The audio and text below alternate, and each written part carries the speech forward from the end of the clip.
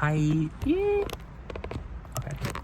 I'm trying to make a video, but this is getting ridiculous. Okay, that's my video watching thing. Okay. I just want to say that this is my favorite shirt, first of all. One of my favorite shirts. Eyeball. Flying eyeball. I love the symbolisms on here and everything. And this is, of course, people wear shirts that on the outside portray their personality on the inside. We all do it. Right now I'm not portraying my personality outside of my face because I didn't redo my makeup. I didn't shave today. Don't look at my face. Okay. Just look at my shirt. Just look at my shirt. Okay. So I just wanted to say today that nobody ever gets the way I think about things and look at things. And the reason it's a problem is that if people don't get you, then you can't communicate. So I need to communicate with people. It's very important, vitally important that I communicate with people. Every single person on the earth has some kind of a purpose. I like how Evan Carmichael, he's like a video guy, makes some great videos on YouTube, really useful stuff, compilations and things. Runs some classes and everything. I recommend his channel, and he's not paying me.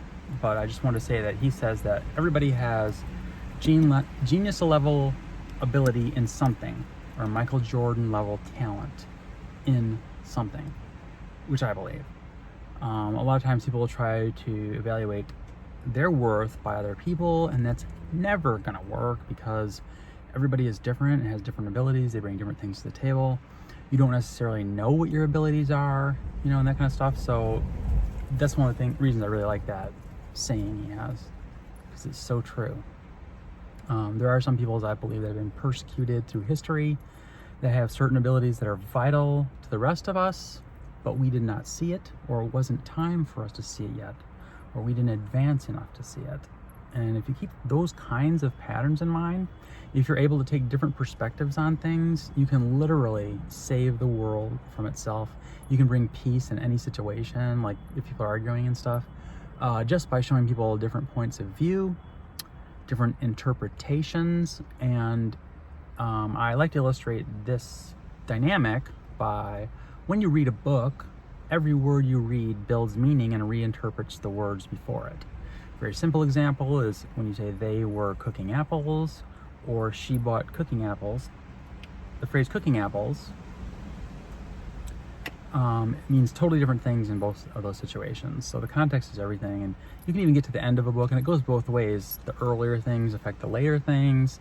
The later things can affect the earlier things. It's like a cycle that way. And so like when you get to the end of a book, the ending can be twisty and reorganize all the facts back to the beginning. And people love that. They love that. It just feels good. And there's a reason for that, is that reinterpretation can save your life in bad situations. So it's even though the story is good and we like listening to it, that alone is worth reading it, because that's such an important lesson. And so this video is about gears and gold. And I just picked them just because I'm Silicon Valley and their team is the 49ers, which is like the gold rush days out here in San Francisco area. And I just was looking at the gear emoji on my phone. I've been thinking about gears before that. I found a gear video on YouTube that just shows some gears working. I just kept watching that over and over. It was so perfect because everybody thinks that the natural world teaches us and is something separate from, say, the technologies that humans do, or a bird nest or a spider's web or something. And it's not true. Everything that we do is also meaningful fundamentally. So all of nature is symbolic, and we know that from poetry. We know that from just the metaphors we use, spatial metaphors for things like rising in an organization. Not literally rising, it's a metaphor. So there's so many things like that, like because we're embodied, we use these metaphors, but in my book, I'm writing about how the body itself is a metaphor, that everything is a metaphor for everything else. So like, they're all interrelated in an orderly way. It's not just like you can use one for another. I mean, you can use a lot of metaphors out of context to mean different things, and they're useful tools that way. But we have to remember that we're taking them out of a context that works just one way together.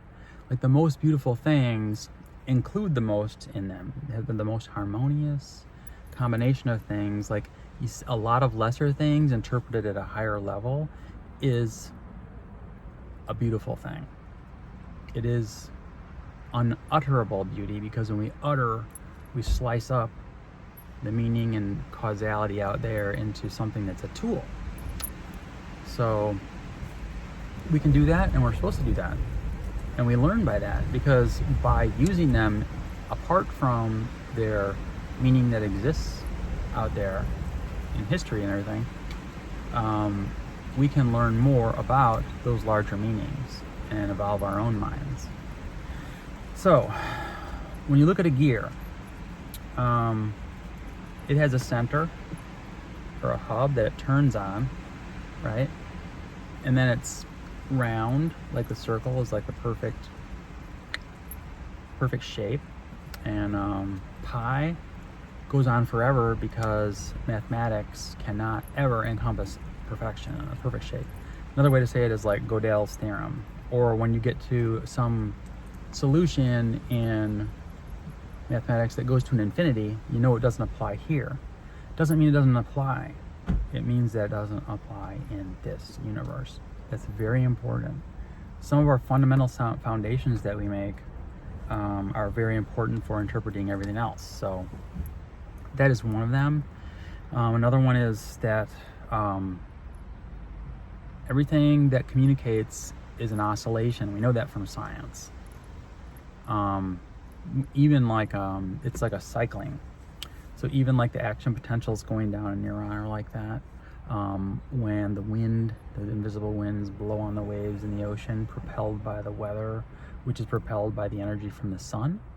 The radiation from the sun propels the evaporation and warmth and the high and low pressure areas that cause the winds and everything.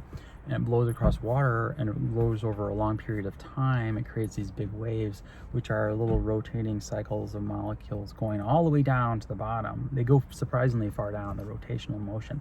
It gets attenuated, but it's like that, so that you don't notice it in the open ocean, because those rotating ones on the bottom dissipate the rotational energy of the whole wave at the top. But then when they come into like a continental shelf, and then they come into a beach, those on the bottom, the rotation, it kind of builds up and throws the wave over. That's why you get a curl, because the energy is just pushed up and out. But the point is, not any of those things. What I'm trying to say is that these oscillations are communication. I get off on tangents a lot because there's so much to talk about. I could talk about any one of them in great detail, but like when we talk, it's oscillations in air molecules. It's like these compression waves that change like that over time in regular ways. And so anything like that is communication, like light, electromagnetic radiation, things like that. So the reason that relates to gears is you've got a round, perfect circle gear with a center, a fulcrum that everything rotates around. And this is like the concept of meaning. Meaning is like that. Meaning is centers upon which things rotate, which is why I get off on tangents, because I understand meaning so well. Like waves are in a full context: sun, weather, molecules, chemistry, mechanics, plate tectonics, time and space, all these different contexts. And if you focus on one thing, it becomes the center of a wheel, like a perfect wheel of communication. And gears are marked by teeth all around their edges. So if you see a gear as a 2D representation of the Earth, that's like, especially like shortwave radio bounces off the atmosphere and comes back down, it'll form like a gear around the planet, kind of. And then, of course, we have communication satellites that go around, and they bounce back and forth to the Earth from here to here, making a tooth. So, like, it actually does expand into this larger realm, and it's not an accident, and I'm not making just a metaphor. That's the thing that you have to understand, is that these are real laws of information and how things relate in the universe. I wrote a lot about this in my first book. My second book, I go into much more detail, and I talk about the specific laws, and there's a bunch of them. Just like Newton's laws of motion or something, there's laws for this information to exist in.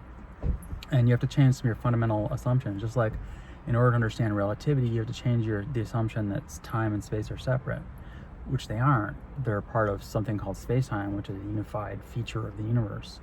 So this is what I want to say about human language in the universe, is that it's not separate.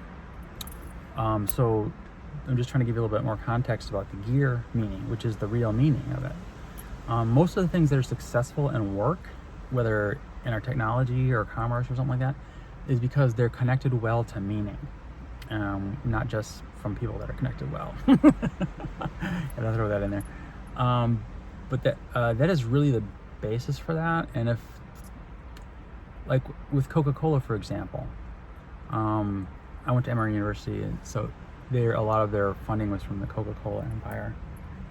Coca-Cola is based in Atlanta, but they had this commercial when I was a kid that said they wanted to teach the world to sing in perfect harmony. And I don't know why I'm kind of getting choked up at that right now, but it's something that always stuck in my mind, because it's a drink with sugar and stuff in it. And they're connecting it to like the largest meaning that humans can imagine normally. So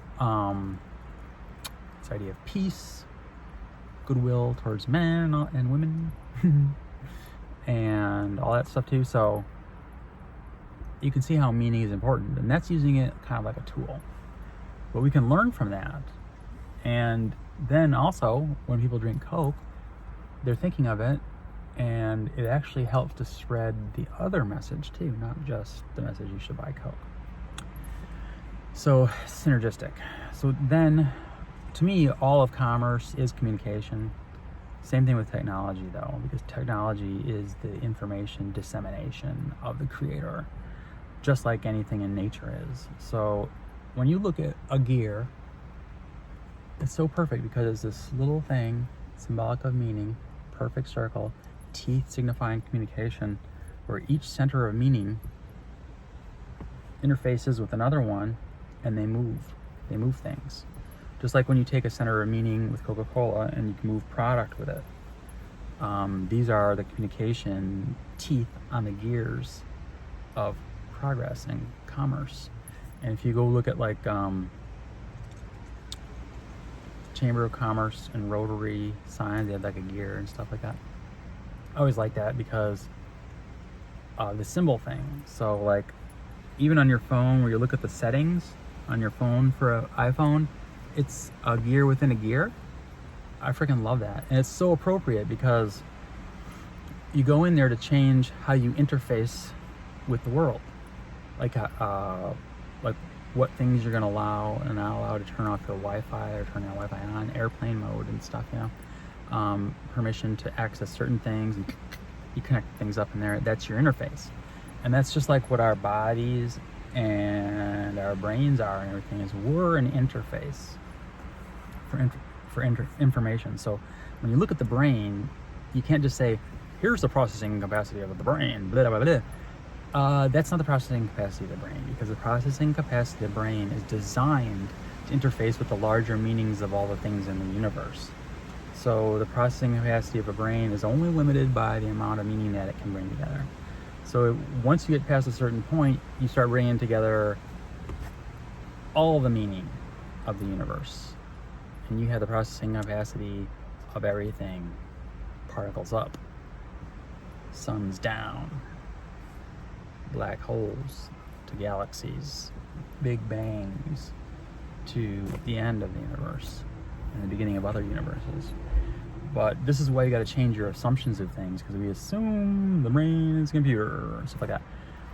or something like a computer but working differently. Some people have said, I just read a book, Silicon by Federico Fagin, one of my favorite people of all time. I highly recommend his book. It's called Silicon. It's the history of Silicon Valley, basically, from the point of view of the person who made the first microchip computer on a chip, the 4004 in 1971 for Intel. And he designed the whole thing himself without computer-aided design, obviously, which means that it's way more amazing to me than today, because computer-aided design will greatly enhance your ability to put this number of circuits you need on a given sized chip. Whereas he had trouble with that a couple times. He had to like redo one. I think it was a Z80, because he also did the Z80 chip that was in my first computer. He designed like 3/4 of that, and then had other people, draftsmen and stuff, help complete it with him, but still one of his designs. And basically he was the one that invented the type of transistor configuration too that allowed you eventually to be able to make these integrated circuits. So his life is super interesting. It touches on so much of the history out here that I think it's a perfect lens through which to see the history of Silicon Valley. Highly recommend the book. I just couldn't even put it down. It's so much more than that. It's about his life in general. I liked a lot of the comments he made in there about corporate stuff and ideas being in the arena and all that kind of stuff. Just a beautiful book.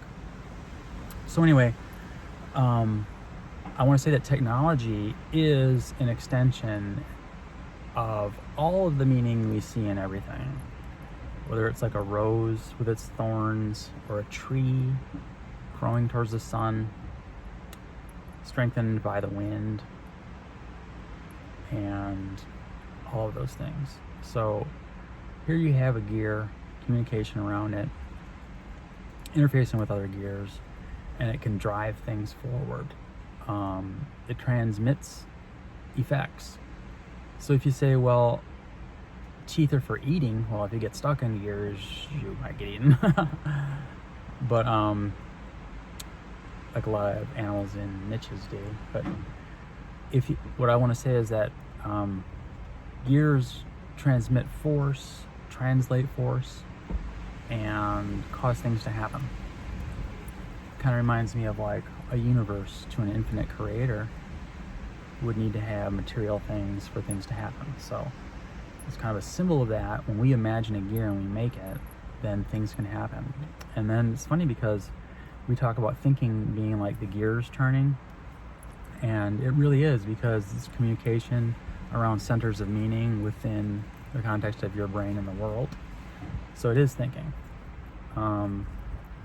And a lot of our metaphors aren't just metaphors, they actually are true descriptions of the reality around us. So like with gears, this one that I saw was so beautiful because it was a planetary gear system, and it reminded me of like solar systems or galaxies even, but that they rotate around each other and communicate off of each other.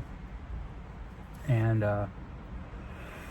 so this is the meaning of gears, and I really just picked that one out of a hat. I mean, there are so many things that are meaningful like that, like silicon, even things that we wouldn't think is meaningful, like jewelry.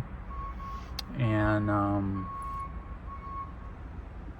really the meaning is there. You just have to figure out what it is, and it can change based on context, because the world is like a book that was written by a unified intelligence. Just like when you read a book and the story happens, you know it was written by a unified intelligence, because it would take many more times the length of the universe for that to happen by chance. And so when you start seeing things that are highly unlikely in a row, then you have to think that there is something affecting it. Just like in science, I mean, science does that with this experimental method. You have to have like a 0.005 or 0.001 confidence level, which means that that would happen by chance only 0.001% of the time or something. These are the same kinds of criteria you should use when you talk about meaning. And then the way that you build meaning is that when you have meaning in one area and then a meaning in another area, and they are related, like gears transmitting force between them, like that. That's how you get traction on the idea of what's true, because it'll be embedded properly amongst all other meanings and well organized, just like your brain can be well organized and therefore encompass everything you need to know for survival. And that's pretty much this meaning is pretty much the source of life that way. Everything depends on meaning. So it's very important that we understand that the universe is inherently meaningful, and to figure out what that is. And now that we have the grammar and vocabulary hammered out from science, we don't have to argue about those kinds of things anymore. And we understand that there's all kinds of religions, but you can look at them in a more holistic way, like interpret what religions say from a higher level. You can say, like, Islam says we shouldn't make images. They emphasize that. I mean, idolatry in like Christian religion is the same kind of a thing. And then like with Buddhism, they say everything is Maya, illusion, that kind of stuff. It's illusion because you don't want to make like too much of any one thing, because it's all interrelated.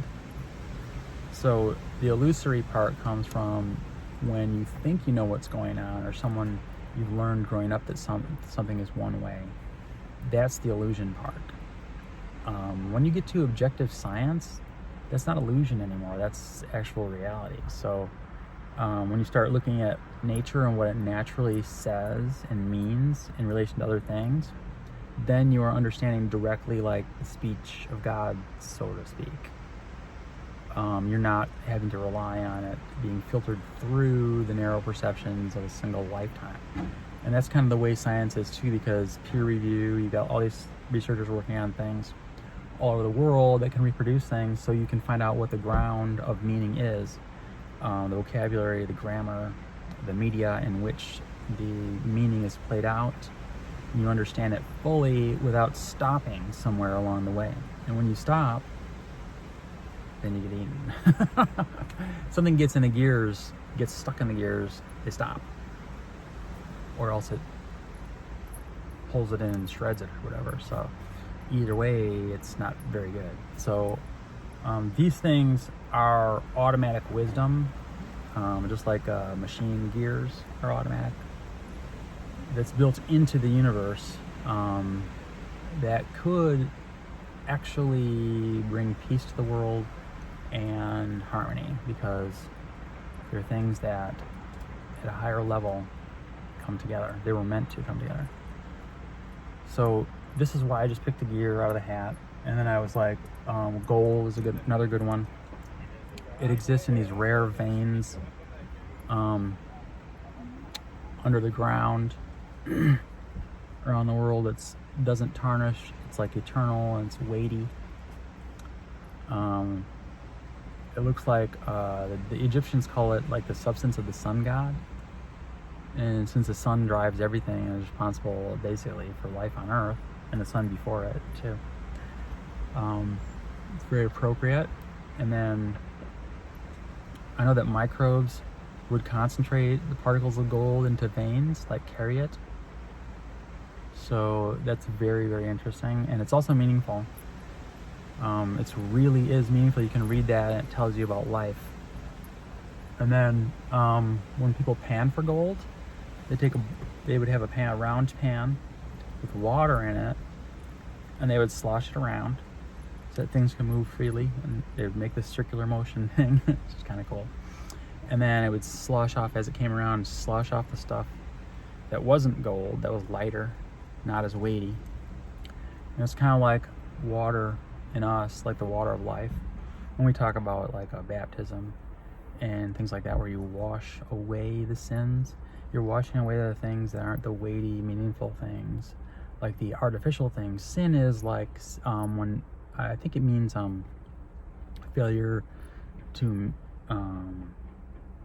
hit the mark, which is, like if you look at a bullseye with a bow and arrow, the center is like the most valuable, just like with a gear turning. It's got to be pinion on the center there. fulcrum, just like in a galaxy or solar system. So you've got these centers of meaning, and if you miss the mark, you don't see the meaning and behind it. You could get carried away with just the motion of a single gear and not see the whole process and why it needs to work the way it does. That's more meaningful. And it's kind of like if you're just one person with one consciousness with a life surrounding you, it feels like you're the center, and you are, of a gear. And then everyone else also is. That's very important. And we interface with them and drive everything forward that way. So you've got this pan, this water going around, and coming off of it is the things that were not the real center of meaning in that motion. And underneath it, by getting rid of the lesser meanings, you get a larger meaning below. And that's a one-step kind of sort of process, unless you count all the substances that are coming off. But and every time it spins or whatever, and more comes off. But it seems kind of one-steppy. But in those situations, what you do is you say, well, that's just like the gear is to a solar system. It's like it may be a simplification, but it shows you the direction that things work in, like the essence of the process. So like with the gold thing, when you get this slurry coming off and you see these big pieces of gold or even particles of gold in the bottom, and you can push them together and make nuggets of gold. And the more you do that, the more weight it has, the more you put the gold together, which is the really, really meaningful things underneath everything else. So that's a really good metaphor, but there's so many things like that that are just natural poetry, like with all kinds of technologies and computers and things, which I can't really go into because they're huge tangents. But that's what I want to talk about, was just gears and gold right now. So I'm making this video because I've said online that I would make this video if someone asked me to, because there's this Chinese proverb that says that there was a monkey in a tree and he saw a fish drowning, quote, and he reached down from the tree and pulled the fish out of the water to save it from drowning. Well,